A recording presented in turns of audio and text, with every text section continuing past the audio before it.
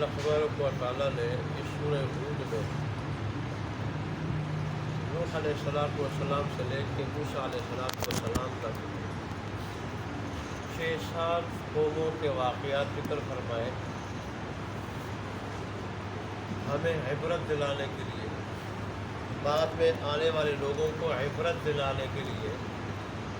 کہ اللہ تبارک و تعالیٰ کی اطاعت کا کیا انجام ہوتا ہے اور اللہ تبارک و تعالیٰ کی بغاوت کا کیا انجام ہوتا ہے، یہ بات بتانے کے لیے۔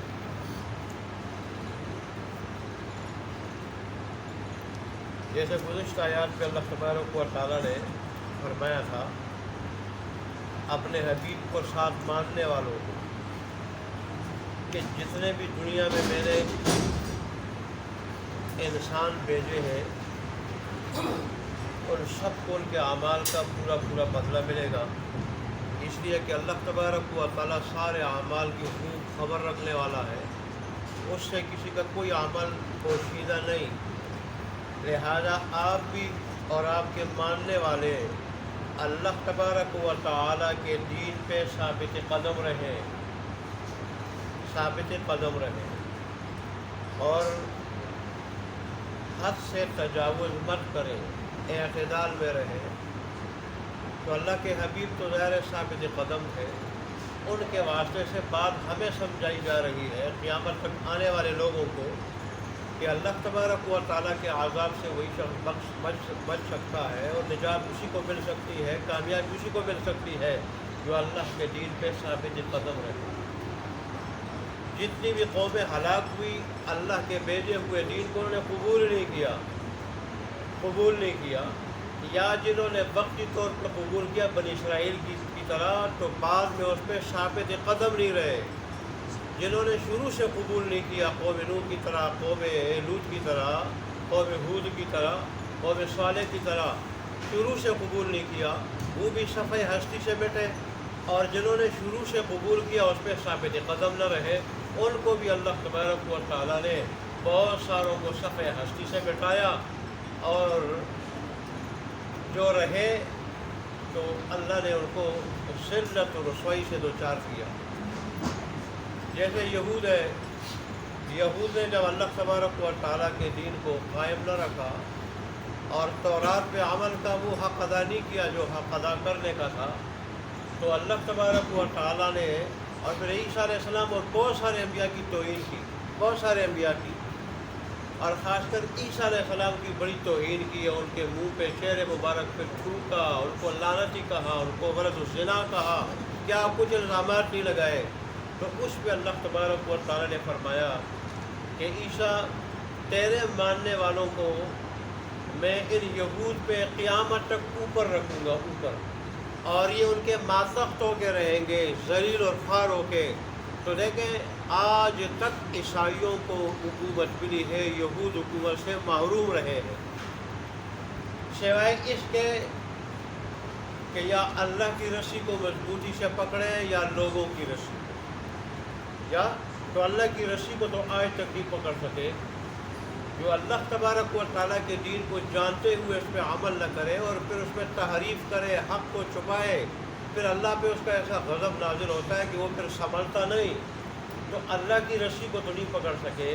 لیکن بندوں کی رسی کو جو پکڑا ہے، امریکہ کی رسی، فرانس کی رسی، برطانیہ کی رسی، تو آج اسرائیل نامی جگہ میں ایک چھوٹی سی ریاست یہود کی قائم ہے، اور وہ بھی حقیقت میں ان کی اپنی حکومت نہیں، ان بڑی طاقتوں کی حکومت ہے، ان کی چھاؤنی ہے، فوجی چھاؤنی ہے۔ آج اگر وہ ہاتھ کھینچ لے تو اسرائیل ختم۔ تو اللہ تبارک و تعالیٰ نے دیکھے جو بھی بات ارشاد فرمائی، جس زمانے میں بھی ارشاد فرمائی، وہ آج تک منوعاً سچی ثابت ہوئی ہے۔ تو اللہ نے ہمیں یہاں بات سمجھائی ہے کہ ہم ان کے نقش قدم پہ نہ چلیں۔ دین میں نے جو بھیجا ہے ضابطۂ حیات مکمل، جو قومی اس پہ چلی، مکمل چلی، کامیاب رہی، اللہ نے ان کو عروج بخشا، ان کے نام کو چمکایا، اور اللہ تبارک و تعالیٰ نے آخرت میں بھی بڑا مقام عطا کیا۔ اور جنہوں نے دین کو پس پش ڈالا وہ دنیا میں بھی مٹ گئے، اور آخرت میں بھی ان کے لیے دردناک عذاب ہے۔ تو اللہ نے ان قوموں کے واقعات سے ہمیں یہ سبق دیا۔ آج کی آیات میں اللہ تبارک و تعالیٰ نے ہمیں یہی بات سمجھائی ہے کہ دیکھو سابقہ امتیں جو مٹ گئی اس کی وجہ یہ تھی کہ ان میں کوئی سمجھدار لوگ نہیں تھے مگر بہت تھوڑے نہ ہونے کے برابر نہ ہونے کے ایسے سمجھدار لوگ، عاقل لوگ جو ان کو فساد فی الارض سے روکتے۔ فساد فی الارض کیا ہے؟ سب سے بڑا فساد فی الارض اللہ کی بغاوت ہے، خواہ وہ کفر کی صورت میں ہو، شرک کی صورت میں ہو، یا اللہ تبارک و تعالیٰ کی عام نافرمانی کی صورت میں ہو، یہ سب سے بڑا فساد ہے۔ شاہ ولی اللہ محدث دہلوی رحمۃ اللہ علیہ نے بھی یہی فرمایا، اور قرآن میں بھی خود اللہ تبارک و تعالیٰ نے ارشاد فرمایا کہ جب بھی زمین میں فساد ظاہر ہوتا ہے تو اس کا سبب کیا ہوتا ہے؟ لوگوں کے اعمال ہوتے ہیں، لوگوں کے ہاتھ کی کمائی ہوتی ہے، یہ زمین میں فساد کا سبب ہوا کرتا ہے، لوگوں کی کمائی، لوگوں کے برے اعمال۔ جیسے میں نے آپ کو بتایا تھا ظہر الفساد فی البر والبحر بما کسبت ایدی الناس، اللہ نے ارشاد فرمایا تھا کہ دیکھو عرب سے خطاب تھا کہ آج سمندر میں بھی،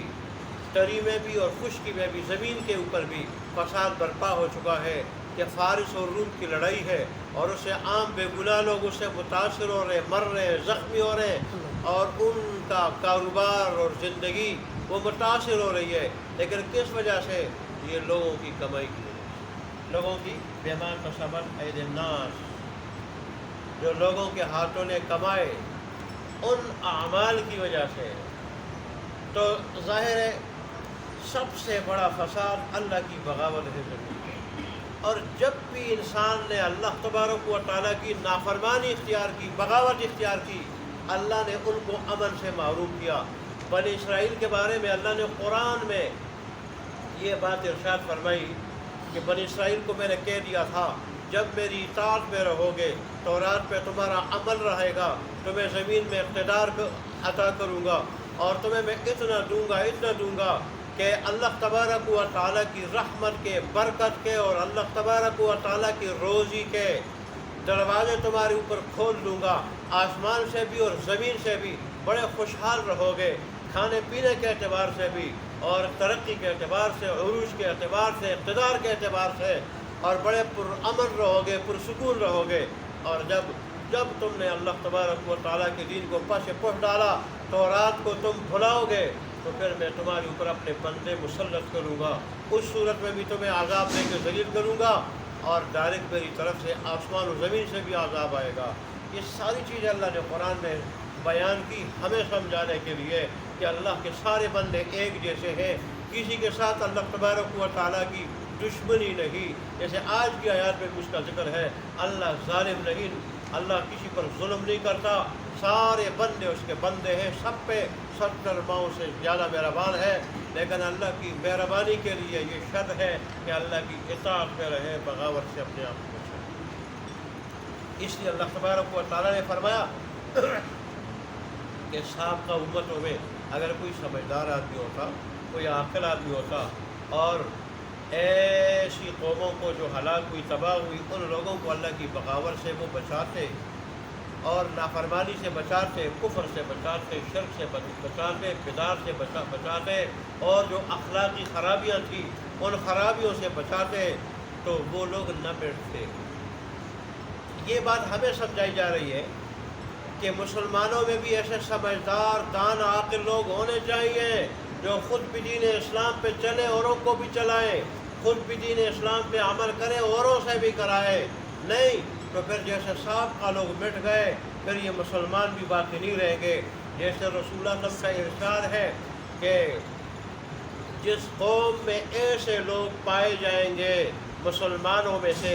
ایمان والوں میں سے، کہ وہ اللہ کی بغاوت کرتے رہیں گے، اللہ کی نافرمانی میں مبتلا ہوں گے، گناہوں میں مبتلا ہوں گے، یہ لوگ روکنے پہ قدرت رکھتے ہوں گے، پھر بھی ان کو اللہ کی بغاوت سے نہیں روکیں گے، تو اللہ ان لوگوں پہ، مسلمان اس قوم پہ جہاں بھی یہ رہتی ہے، اللہ ان کے مرنے سے پہلے ضرور عذاب بھیجے گا،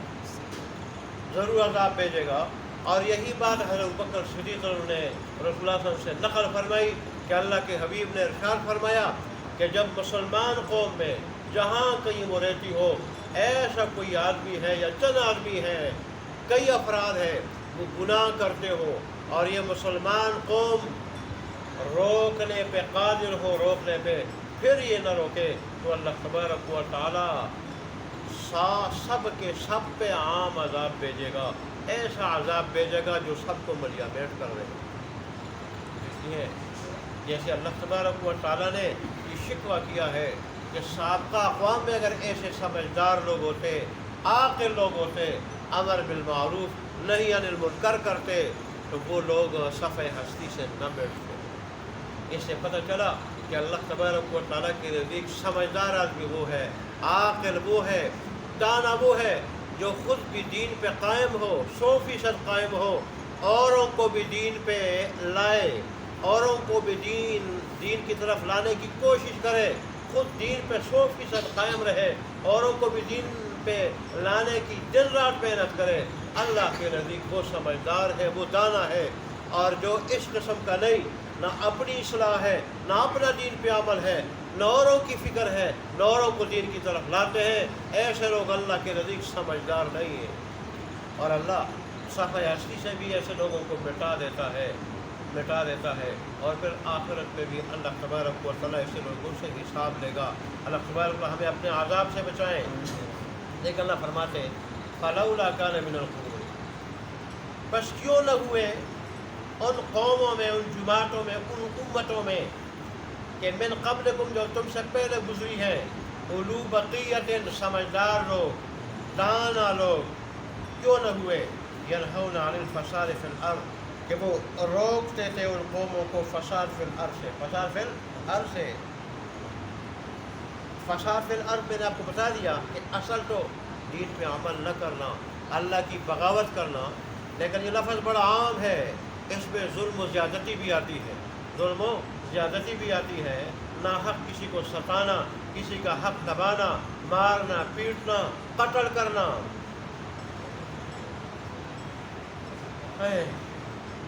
الا قلیلا ممن انجینا منہم، مگر بہت تھوڑے لوگ ان میں سے کہ جن کو ہم نے نجات دی، مگر بہت تھوڑے وہ لوگ کہ جن کو ہم نے نجات دی ان قوموں میں سے۔ اور وَاتَّبَعَ الَّذِينَ ظَلَمُوا مَا أُتْرِفُوا فِيهِ، اور پیچھے لگے ظالم لوگ اس چیز کے، اس خوشحالی کے جو اللہ تبارک و تعالیٰ نے ان کو دی تھی، اس خوشحالی کے پیچھے لگے، اس عیش و عشرت کے پیچھے لگے جو اللہ تبارک و تعالیٰ نے ان کو دی تھی، جن میں اللہ تبارک و تعالیٰ نے ان کو مبتلا کیا تھا، عطا کی تھی اللہ تبارک و تعالیٰ نے، اس خوشحالی کے پیچھے لگے تو اس کی وجہ سے کفر کی طرف گئے، شرک کی طرف گئے، اللہ کی بغاوت کی طرف گئے، اور اللہ کے دین کی طرف نہیں آئے، سیدھے راستے کی طرف نہ آئے، نہ خود آئے اور نہ اپنا ماتحتوں کو لائے۔ وَكَانُوا مُجْرِمِينَ، اور تھے وہ گناہگار، تھے وہ کیا تھے؟ گناہگار، مجرم۔ وَمَا كَانَ رَبُّكَ، اور نہیں ہے تیرا رب، لِيُهْلِكَ الْقُرَىٰ، کہ ہلاک کرے بستیوں کو، بے ظلم، ظلم کے ساتھ ہلاک کرے۔ اللہ ظالم نہیں ہے، ظلم کے طور پر وہ ہلاک نہیں کرتا کسی بستی کو۔ وَمَا رَبُّكَ بِظَلَّامٍ لِّلْعَبِيدِ، دوسری جگہ ہے، اور تیرا رب بالکل ظالم نہیں ہے، بالکل ذرہ برابر کسی کے اوپر ظلم نہیں کرتا، لیکن لوگ خود اپنے اوپر ظلم کرتے ہیں کہ اللہ نے جس مقصد کے لیے دنیا میں بھیجا ہے وہ اللہ کی عبادت، اللہ کی اطاعت ہے، بغاوت سے اپنے آپ کو بچانا ہے، اس مقصد کی طرف نہیں آتے، تو اس طرح جو ہے وہ خود کیا کر دیتے ہیں، اپنے آپ کو مٹا دیتے ہیں اور اپنے آپ کو جو ہے اپنے اوپر ظلم کر دیتے ہیں۔ وَأَهْلُهَا مُصْلِحُونَ، اور بستیوں کے رہنے والے کیا ہوں؟ اصلاح کرنے والے ہوں، وہ تو اپنی اصلاح کرنے والے ہوں، اوروں کی اصلاح کرنے والے ہوں، نیک لوگ ہوں، اور اللہ تبارک و تعالیٰ ان کو بٹھائے، ایسا نہیں ہو سکتا۔ بعض مفسرین نے اس کا مطلب یہ بیان کیا ہے کہ اللہ فرماتے ہیں کہ اگر میں نیکوں کو بھی ہلاک کروں تو یہ بھی ظلم نہیں ہوگا، اس لیے کہ ملکیت جو میری ہے، ملکیت میں آدمی جو چاہے تصرف کرے، انسان کی جو ملکیت ہوتی ہے اس میں جو چاہے وہ تصرف کرتا ہے، اس کو بیچے، ہبہ کرے، استعمال کرے، تو میں تو خالق ہوں۔ میں اگر بغیر کسی گناہ کے ہلاک کروں تو یہ بھی ظلم نہیں ہوگا، لیکن میں پھر بھی ایسا نہیں کرتا، کیونکہ میں 70 ماؤں سے زیادہ مہربان ہوں۔ انسان جو کچھ کرتا ہے اپنے اوپر ظلم خود کرتا ہے۔ اللہ ہمیں اپنے عذاب سے بچائے، آمین یا رب العالمین۔ آگے رسول اللہ صلی اللہ علیہ وسلم کو تسلی ہے، صحابہ کرام کو تسلی ہے۔ رسول اللہ ہم پریشان ہوتے تھے، یہ لوگ بات مانتے کیوں نہیں، یہ لوگ اس قدر مخالف کیوں ہیں، دین اسلام کی طرف کیوں نہیں آتے، اپنے آپ کو جہنم کے عذاب سے اور جہنم کی آگ سے کیوں نہیں بچاتے۔ بڑے اندر سے رسول اللہ صلی اللہ علیہ وسلم اٹھ رہے ہوتے تھے، غم سے پگھل رہے ہوتے تھے کہ یہ لوگ جہنم کے پروانے کیوں بن رہے ہیں۔ خود ارشاد فرماتے تھے، میری مثال اس شخص کی ہے کہ کہیں آگ جلی ہوئی ہو اور اس جلی ہوئی آگ میں پروانے جو ہے وہ گرتے ہوں اور ان پروانوں کو پکڑ کے بچاتا ہو کہ آگ میں نہ گرے۔ میری مثال جو ہے نا اس شخص کی ہے۔ میں بھی لوگ جہنم کی آگ میں جان بوجھ کے گرنا چاہتے ہیں اور گر رہے ہیں، میں انہیں پکڑ کے بچانا چاہتا ہوں، لیکن لوگ پھر بھی گر رہے ہیں۔ تو یہ فکر تھی، اللہ تبارک و تعالیٰ نے تسلی دی کہ میرے حبیب، دنیا میں سارے کے سارے لوگوں نے ایک ہی راستے پہ نہیں آنا، ایک راستے پہ۔ کیوں؟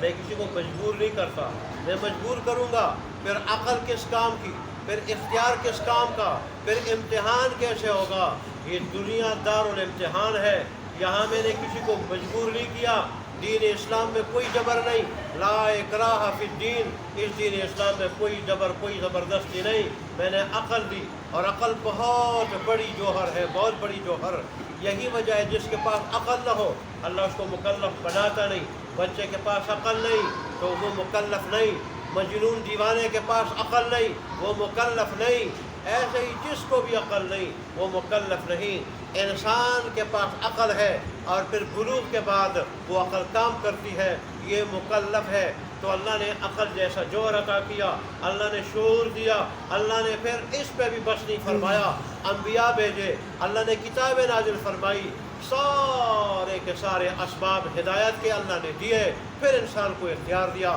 مجبور نہیں بنایا کہ انسان یہ کفر والا راستہ ہے، یہ ایمان والا راستہ ہے، ایمان والے راستے پہ چلو گے میری رضا ملے گی، جنت ملے گی، کفر کے راستے پہ چلو گے جہنم ہے، میرے غضب کے شکار ہو گئے، میں ہمیشہ کے لیے تم سے ناراض ہو جاؤں گا۔ اختیار میں نے ایک حد تک تجھے دے دیا، عقل دے دی، اب تیری مرضی کہ یہ راستہ اختیار کرتا ہے یا یہ راستہ اختیار کرتا ہے۔ اللہ نے مجبور کسی کو نہیں بنایا۔ اللہ تبارک و تعالی یہاں اور مختلف مقامات پہ اپنے حبیب کو یہ تسلی دی کہ سارے کے سارے لوگ ایک راستے پہ نہیں آ سکتے، یہ میری حکمت کے خلاف ہے، مصلحت کے خلاف ہے، دارالامتحان کے خلاف ہے، عقل اور اختیار کے خلاف ہے، اور اس لیے میں نے پھر جہنم بھی بنایا، میں نے جنت بھی بنائی، جہنم بھی بنائی کہ بعض جہنم میں جائیں، بعض جنت میں جائیں، تو پھر غیر ہے جہنم کو بھی میں نے بھرنا ہے، جنت کو بھی میں نے بھرنا ہے۔ یہ ہو نہیں سکتا کہ سارے لوگ زبردستی میں ان کو مجبور ایک راستے پہ میں ان کو چلا دوں، یہ میری حکمت کے اور دنیا کے دارالامتحان ہونے کے خلاف ہے۔ اس لیے آپ پریشان نہ ہو، سارے لوگ ایک راستے پہ نہیں آ سکیں گے، کوئی آپ کا ماننے والا ہوگا، کوئی اختلاف کرنے والا ہوگا، کوئی آپ کو راحت پہنچانے والا ہوگا، کوئی آپ کو تکلیف پہنچانے والا ہوگا۔ آپ نے ان ساری چیزوں کو برداشت کر کے دین اسلام کی دعوت کا کام، تبلیغ کا کام یہ آپ نے انجام دینا ہے، اور پھر میرے پاس آنا ہے، پھر لوگوں سے میں پوچھوں گا کس نے مانا تھا اور کس نے مانا نہیں تھا۔ لہذا پریشان ہونے کی ضرورت نہیں، نہ آپ نہ آپ کے صحابہ۔ اللہ نے فرمایا وَلَوْ شَاءَ رَبُّكَ، اور اگر چاہتا تیرا رب لَجَعَلَ النَّاسَ، تو البتہ بناتا لوگوں کو أُمَّةً وَاحِدَةً، ایک ہی امت، وَلَا يَزَالُونَ، لیکن برابر یہ لوگ مختلفین اختلاف کرنے والے ہوں گے، اختلاف کرنے والے. کوئی اللہ کی وحدانیت کو، اللہ کے دین کو ماننے والا ہوگا، اس پہ مکمل چلنے والا ہوگا، کوئی اس کو نہ ماننے والا ہوگا، اس کی مخالفت کرنے والا ہوگا. تو اس سے پریشان ہونے کی ضرورت نہیں. کسی بھی دین کی طرف بلانے والے کو اور دین پہ عمل کرنے والے کو پریشان ہونے کی ضرورت نہیں. یہ شروع سے چل آتا رہا ہے. الا من رحم ربک، مگر جس پہ تیرا رب رحم کرے وہ اس اختلاف سے بچے گا، وہ اللہ کی بات مانے گا، جنت کا مستحق بنے گا، رب کی رضا کا مستحق بنے گا. وَلِذَلِكَ خَلَقَهُمْ. اس کا مرجع دو بتاتے ہیں، یا تو رحمت کہ اللہ فرماتے ہیں میں نے اصل میں اسی رحمت کے لیے کہ میری رحمت کے مستحق ہو جائے انسان کو بنایا تھا، دنیا میں بھیجا تھا، لیکن اس کی بدبختی ہے کہ وہ خود رحمت کا مستحق نہیں ہوتا اور وہ میرے عذاب کا مستحق اپنے آپ کو بتاتا ہے. اور بات کریں کہ مرجع اختلاف کی طرف ہے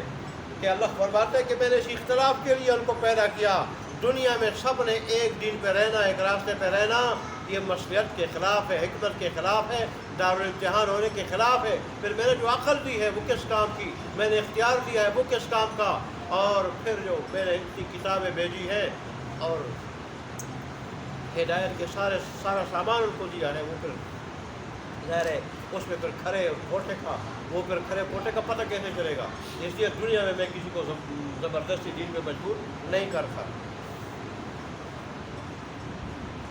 وَتَمَّتْ كَلِمَةُ رَبِّكَ،